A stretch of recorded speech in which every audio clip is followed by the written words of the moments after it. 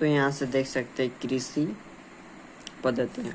मिट्टी में तैयार करना हुआ खाद एवं उर्वरक देना, सिंचाई, खरपतवार से कटाई तथा भंडारण, यह सभी किसानों के द्वारा उपयोग में लाए जाने वाले कृषि पद्धतियाँ कहते हैं। तो कृषि पद्धति उस जो मिट्टी को तैयार करने, बुआई, खाद करने, उर्वरक देना, मतलब जितने भी कृषि में काम आने वाले पदार्थ उसको कृषि पद्धतियाँ कहते हैं। तो ये कृषि पद्धति के बारे में जान गया। तो दूसरा में हम देख सकते हैं पशुपालन। क्या है पशुपालन, किसको बोलेंगे? तो जब अपने घर में पशुओं को पालन पोषण किया जाता है तो उसे पशुपालन कहते हैं। अपने घर में पशु मतलब भेड़ बकरी को पालते हैं तो उसे पशुपालन कहते हैं। दूसरा नंबर में हम देख सकते हैं यहाँ से पशुपालन। उसके बाद यहाँ देख सकते हैं फसल।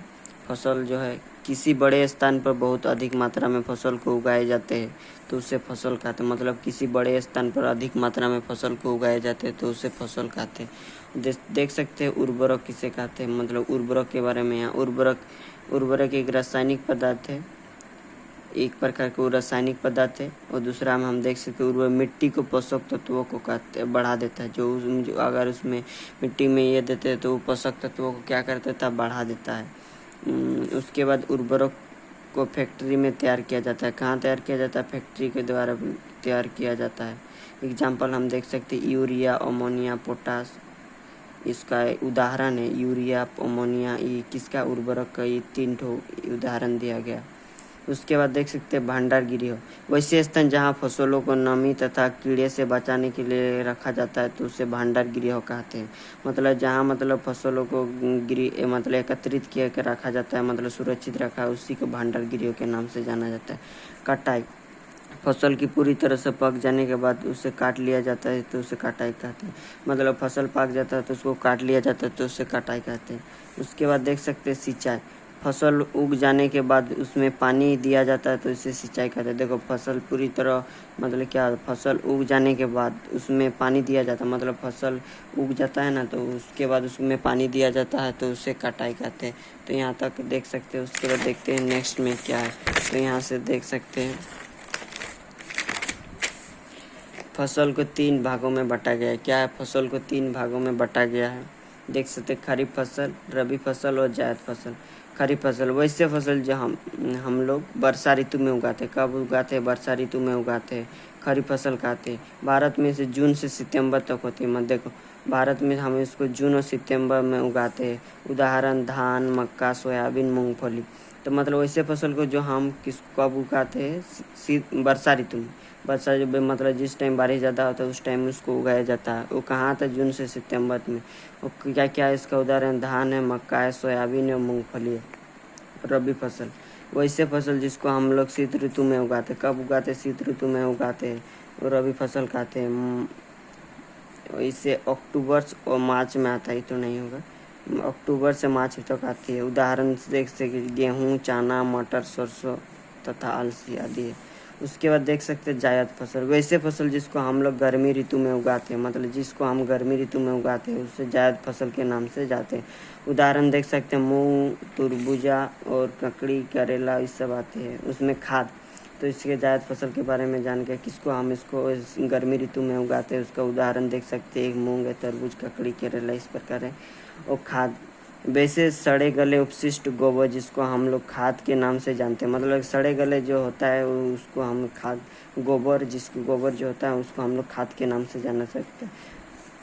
तो यहाँ से तुम लोग PDF से टेलीग्राम चैनल में मिल जाएगा। अगर आप हमारे चैनल में पहली बार आए तो प्लीज़ सब्सक्राइब, लाइक कर दीजिए। तो देख सकते हैं साइलो किसे कहते हैं? किसी बड़े स्थान पर बीज का भंडारण करना साइलो कहते हैं। मतलब जहाँ बहुत अधिक मात्रा में एक ही स्थान पर बीज का भंडारण किया जाता है तो उसे साइलो कहते हैं। उसके बाद देख सकते हैं दूसरा में भंडारण ये इम्पोर्टेंट पॉइंट है। पूरी तरह से फसल पक जाने के बाद सूक्ष्मजीव से बचाने के लिए सुरक्षित करके रखा जाता है तो उसे भंडारण कहते हैं। तो भंडारण के बारे में देखो, मतलब जहाँ सूक्ष्मजीव से बचाने के लिए रखा जाता है एकदम अच्छा से तो उसे भंडारण कहते हैं। उसमें मतलब कीड़े मकोड़े से बचाने के लिए। उसके बाद देख सकते थ्रेसिंग, फसल को काटने के बाद दोनों भूसे से अलग किया जाता है तो थ्रेसिंग मतलब फसल को काट जाने पर उसके बाद क्या होता है, भूसे को क्या होता है, भंडारण के बाद यहाँ देख सकते हैं थ्रेसिंग, फसलों को कटने के बाद दोनों को भूसे से अलग किया जाता है तो थ्रेसिंग कहते हैं। उसके बाद यहाँ देख सकते खत क्या है, फसल के बीच क्या है, घास फूस उग जाते हैं तो खरपतवार कहते हैं। मतलब फसलों के बीच कुछ ऐसे अवांछित पदार्थ आ जाता है तो उसे हम क्या कहते हैं, घास फूस उग जाए खरपतवार नाशी। मतलब नाशी किसको बोलेंगे, फसल के बीच घास फूस उग जाते हैं, उस घास फूस को हटाने के लिए 4D का छिड़काव किया जाता है, इस क्रिया को खरपतवार नाशी कहते हैं। मतलब फसलों के बीच कुछ ऐसे वांछित पदार्थ आ जाते हैं तो उसको हटाने के लिए छिड़काव 4D का छिड़काव कुछ ऐसे मतलब औषधि के छिड़काव करते ताकि वो मर जाए और फसल अच्छी तरह से पके, उसको मतलब खरपतवार नाशी कहते हैं। उसके बाद देख सकते हैं बुआई, फसल को उग जाने से पहले उस फसलों को बीज चयन किया जाता है तो इस क्रिया को मतलब बुआई कहते हैं। मतलब फसल मतलब हम लोग बीज बोते तो उससे पहले मतलब उसको अच्छी तरह से धोया, उसको मतलब अच्छी से चुना जाता है तो इस क्रिया को ही बुआई कहते हैं। उसके बाद हम देख सकते हैं खाद एवं उर्वरक को किस तरह से मिलाते हैं। खाद पदार्थ उर्वरक को मिलाने से मिट्टी की पोषक तत्व क्या होता है, बनाए रहता है, इस क्रिया को ही खाद एवं उर्वरक कहते हैं। मतलब उस मिलाने से क्या होता है, उसमें पोषक तत्व बनाए रहता है। वो खरपतवार से सुरक्षा, खरपतवार निम्नलिखित रूप से हम कर सकते हैं। किसका, एक पहला अपन देख सकते हैं फसल कुछ अवांछित उग जाते हैं, मतलब कुछ मतलब फसलों के बीच उग जाते हैं तो उसे उखाड़ कर फेंक देते हैं। तो उसके बाद दूसरा नंबर में हम देख सकते हैं छिड़काव करके हम कर सकते हैं। मतलब खरपतवार से दूसरा फर्स्ट पॉइंट, दूसरा पॉइंट इंपॉर्टेंट पॉइंट है तो इसको दोनों को अच्छा से पढ़ लेंगे। उसके बाद नेक्स्ट वीडियो में जो इस पार्ट से रह गया उसको लाएंगे। अगर आप हमारे चैनल में पहली बार आए तो प्लीज़ लाइक से सब्सक्राइब कर देंगे और टेलीग्राम ज्वाइन कर लेंगे, इसके लिंक डिस्क्रिप्शन में दे देंगे। तो धन्यवाद, इतना ही।